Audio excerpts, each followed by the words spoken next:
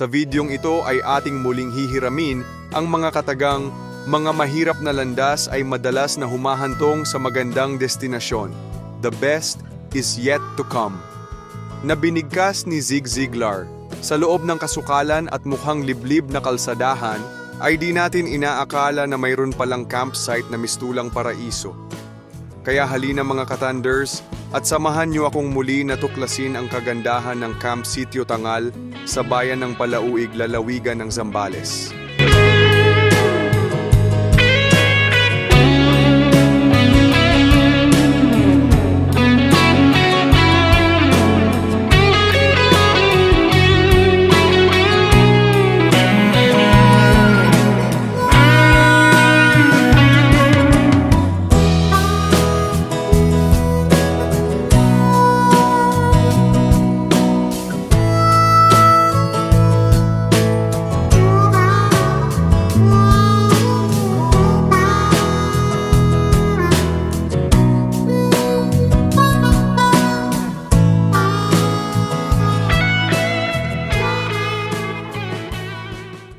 Good evening mga ka-Thunders.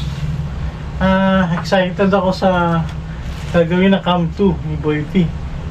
Pag-attend sa Camp 2 ni Boy P. Kaya isa lang ang problema pag ganito eh.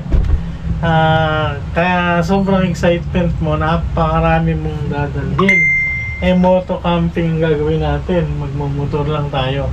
Kung kotse sana, kung car camping, wala akong problema, kargado lahat yan, kulang pa. Kaya lang moto camping para ma-enjoy natin yung dadaanan natin, yung ma-enjoy natin yung biyahe para pan-charge. So pag-iisipan natin, so ito ang mga sa top box na to sa aking mga gadgets. So yung top box is naka-reserve na yan sa mga pang-gadgets na para kahit umulan hindi mo babasa. Richie! After na maimpake lahat ng dadalhin, ay nag-proceed na tayo sa Malolos City Hall para i-meet si Richie Agrimoto at si Pops Niles. Na-delay si Pops Niles dahil bumalik pa daw siya para kuhanin ang naiwang cellphone. Pero at around 4:52 in the morning ay bumakbak na kami para i-meet nam sa arko ng Apalit yung taga Bustos na nakisabay din. Oo, tatlo lang kami. Yung isa is ang aming bagong kabady na taga Malolos din, si Richie. Shoutout kay Richie Pineda. Yung isa, kilala nyo na lagi ko naman kasama sa biyahe yan, si Pops Niles. Humabol nga siya ng last minute, kahapon lang. Sabi na sasama siya dahil wala siyang event. So see you there mga ka-Thunders. Medyo matagal-tagal na na camping to. 3 days tayo.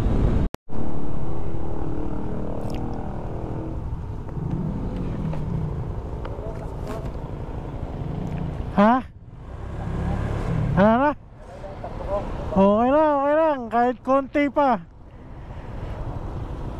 Mga 70, okay na. 70-80, okay lang.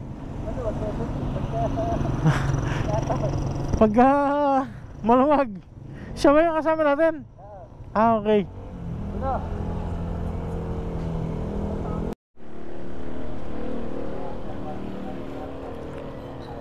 Oh, Pops Richie. Hello. May kabito ng camera dito, saka dito sa ibaba. Ano ba ang ano niya? Ano ang... dapat kuha na tayo pala dyan, mga sticker, no? Siguran. Hindi tayo nakakabili ng ganyan.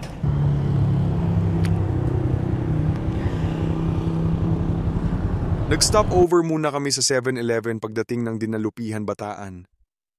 Masaya pa ang ngiti ni Pops Niles. Di namin inaasahan na may trahedya palang nag-aantay sa dako pa roon. Bataan na tayo. Time check 6:40 in the morning and nasa Bataan na tayo.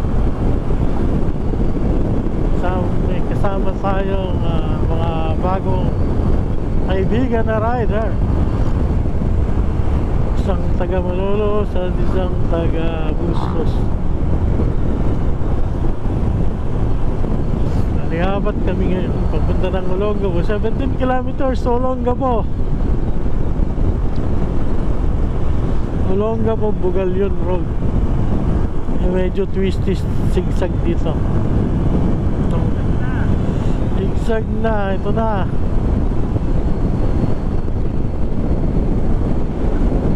Di namin inakala na magkakaroon ng aberya ang aming biyahe. Biglang parang may pumutok sa motor ni Pops Niles na nagpahinto sa amin sa zigzag ng dinalupihan. Ang unang hinala namin ay naputulan siya ng belt, kaya naghanap kami ng malapit na shop. Ang pinakamalapit ay mahigit sa 1 kilometro ang layo at para makarating kami doon ay need magtulak. Di naman kami makatulong dahil loaded ang aming motor. Konting kembot na lang.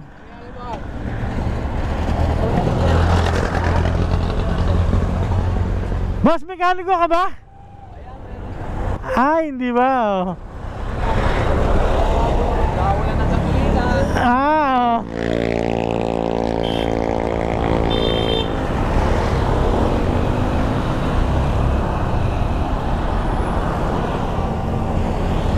may mga good Samaritan naman na umihinto. Kaya lang is wala rin magagawa kasi kailangan ng mekaniko. Akala nabuhusan lang ng gasolina.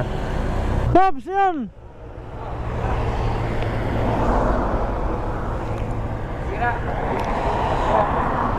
Putulan. Pag panbelt walang problema, may dala ko. Kaya lang pagka hindi panbelt, yun ang... After mabuksan ang panggilid ay nasilip namin na buo ang belt. May ibang issue sa motor at minabuti muna namin na kumain ng breakfast bago ipagpatuloy ang pagtutulak sa malapit na shop. Tulad na nagawa sa pinagdala namin na shop, kaya napagpasyahan na lang namin na isakay na ng kolong-kolong at dali na sa Olongapo City sa pinakamalapit na dealer ng Honda. Kayong nag-ambulansya sa motor ni Babs. Babs, ano masasabi mo sa... Maraming salamat, Bob. At paano mo ulit? Vincent! Yan si Vincent! Ni Lolo Thunders. Yan, amahan mo, ipapost kita. Okay. Mabait po siya, mabait si Vincent. Shop. Pataan pa yan. Medyo nagdadalawang isip ako kung iiwan ko si Pops Niles or magpapatuloy ako sa aking pagbiyahe ng solo papunta sa Camp Sitio Tangal. Mabuti at nagpahiwatig si Pops Niles na ituloy ko na ang biyahe at aantayin niya na lang yung pag-rescue ng Team Colorum sa kanya. Kahit nalulungkot ako sa pangyayari, but the show must go on, ika nga. Matagal ko nang gustong makasama si Boy P pati na si John Fox. Nasa Hampas Loopers pa lang sila ay nasubaybayan ko na ang kanilang pag-Philippine Loop. Sila ang nagbigay sa akin ng inspirasyon para pasukin na din ang mundo ng pag-motovlogging, not to mention ang iba pang naging idol ko na sila Lazadict, Pobreng Manlalakbay, General at Yo Mamen. Di ko na pwedeng palagpasin pa ang pagkakataon na ito para sila ay ma-meet. Sa ganitong solo ride ay magre-rely tayo kay Google Map at may posibilidad na tayo ay maligaw. Lakas ng loob ang tanging baon natin.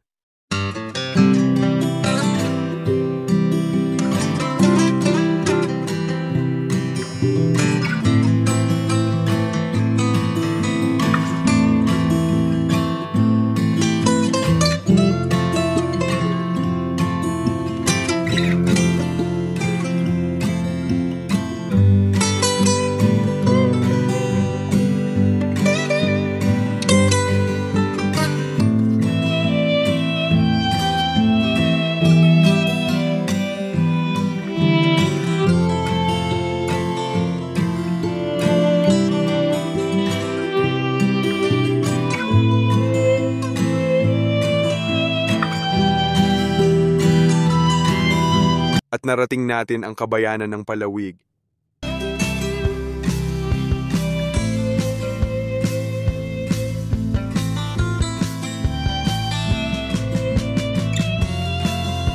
Ito pala yung tulay na nakita sa vlog dun sa group chat. Ibig sabihin ay tama pa ang aking daan. When the river meets the sea. Ang ganda naman talaga.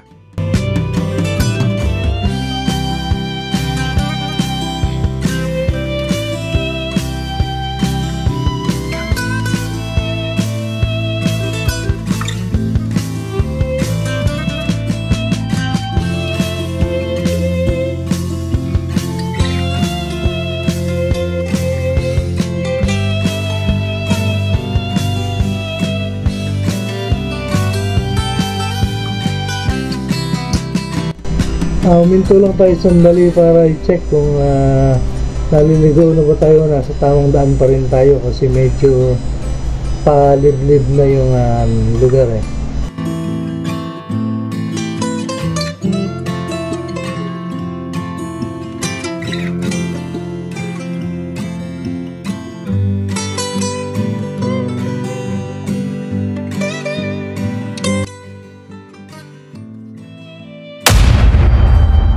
Wow, at ito yung isa sa nakakatakot din na parte rito.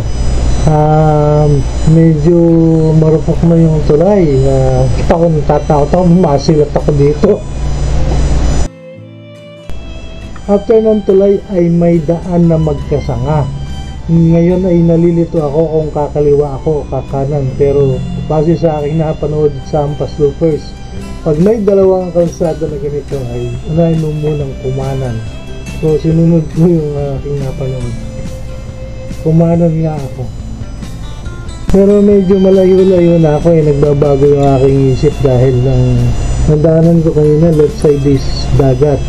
Ito is parang papunta sa bundok. So nagtanong ako, buti na lang may napagtanungan ako na lokal. Dito po kayong papunta sa Camp Sitio Tangal. Ayun po yung may mga bato na yun? Sige po, salamat.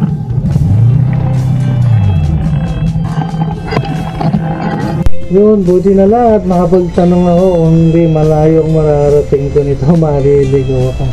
So, babalik tayo para sundin yung sinabing daan nung napagtanungan natin ng lokal. Maraming salamat, Tatang! Reliable na tanong tao ang ginamit natin kasi niligaw na naman tayo ng Google eh. Bira. Dito pala, sabi ko na eh, papuntang bundok yun eh. Papunta tayo ng dagat. Dapat dito tayo kasi nandito sa left side yung dagat. I hope baka ito nga yun kasi sa mga video na sinasabi masikip daw yung kalsada. So baka ito na nga yun kasi masikip nga ito eh, oh. Baka ito na nga yun, masikip na kalsada. Alright?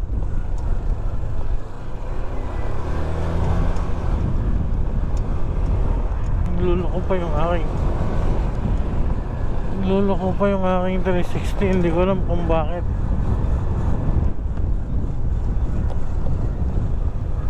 Luloko yung 360 natin eh.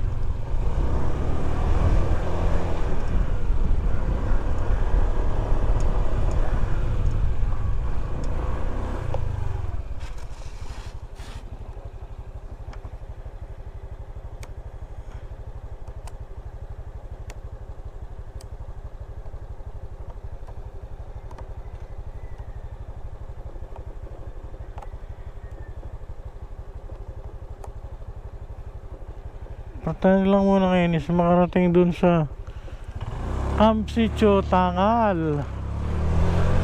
Para tayo mag-isip ng susunod na kabanata. Alright, let's go there first. Lolo ko yung ating 360. Layo. Gano'n kalayo dito? 15 minutes, 6 kilometers. Layo, 6 kilometers, 10 minutes. Tama kaya to? Hirap naman palipad nandun. Pero ito siya sabi ni Google eh.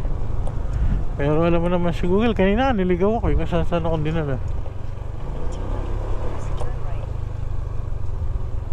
Ha?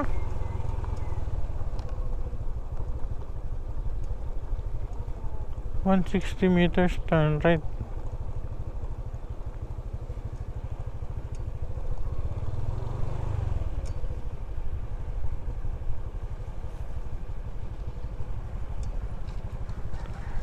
Dito po ba yung papunta sa camping? Dito sa Camp Sitio Tangal?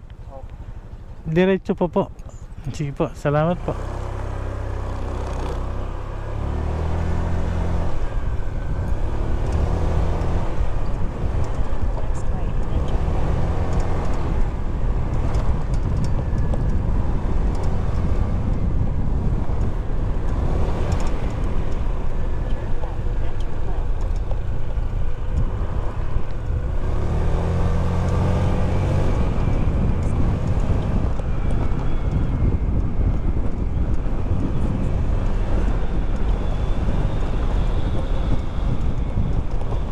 Yan kasi yung daan. Tinuro. Daling ito ay medyo tinatamaan na ako ng nervyos. Kasi pasukal ng pasukal yung dinadaanan ko. And then wala man lang kabahayan. Alam nyo naman na first timer ko dito sa lugar na to. So, tapos nag-iisa pa ako solo ride. So, medyo yung kaba ko is matindi ng mga oras na ito. Buti na lang at may isang kabahayan akong nakita dito sa lugar na to. Kaya lang, inaabol ako ng aso nila. Pag kung kayo dadaan dito, mag-ingat kayo sa mga aso nila kasi nangahabol kasi ng nakamotor. May dagat na akong natatanaw sa gawing kaliwa ko at may gate dito na nakabukas. Dito kaya yun? Tumungo na ako pansamantala. Pero walang tao eh. Wala kahit siya. Alam ko marami ng tao.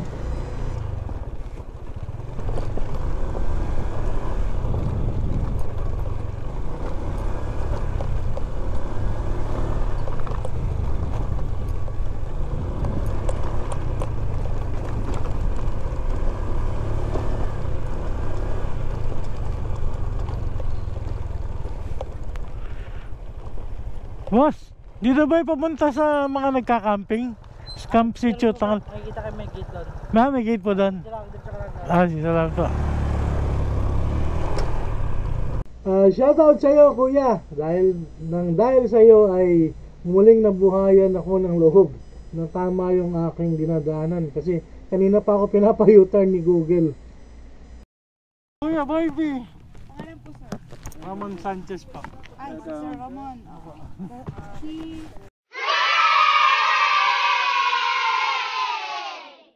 Finally, narating din natin ang ating destination ng safe and sound. Ang unang bumungad sa akin pagdating ng camp ay aking idolo na si Boy P. Napakalawak pala ng campsite na ito, habang ako ay pamaniobra sa dulo, ay may tumawag sa akin. Paglingon ko ay si Chi Agrimoto kasama yung taga-Bustos. Siya pala si Uno Spot. Ayos, may mga makakasama na ako sa 3 araw na pagcamping ko. Pagdating ko sa pwesto na ni-reserve ni Pops Richie Moto, ay agad akong nag-set up ng aking tent at mga gagamitin sa pagluluto.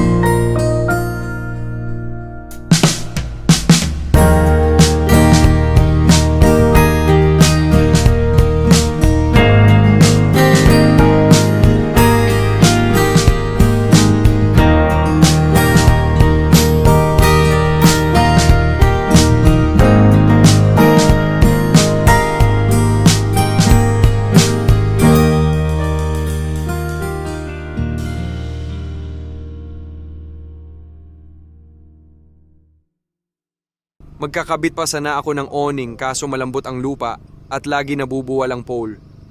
Mahirap nga pala pag first timer, halos napagtawanan na tuloy ng mga nakapaligid. Alam ko nagpipigil lang sila, pati ako di na nakatiis at di ko na kinabit yung awning. Nakailang try na ako pero laging nabubuwal.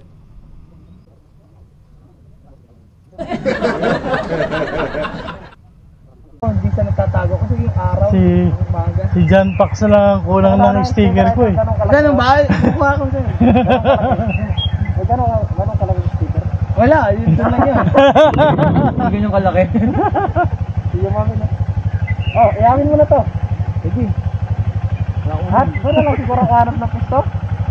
Sa bandang dulo ng campsite ay doon nagstay ang aking mga idol na sila pobreng manlalakbay, General at Yoma Men. Dahil sila ay silent vlogger, Kaya minabuti ko na lang na wag na ipadinig ang kanilang mga boses, lalo na ang kay General, para sa pagrespeto sa kanila.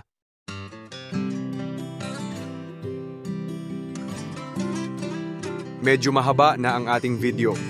Hayaan muna nating putulin ang gabi sa isang maalab na bonfire kasama si Boy P. Sa ating magiging part 2 ng video sa Camp Sitio Tangal, ay ating ipapakilala ang nabuong samahan ng Team Pa-North, pati na ang mga naging member nito. At ang mga naging activities natin ng Day 2, especially sa mga na-meet natin na mga kapwa vloggers.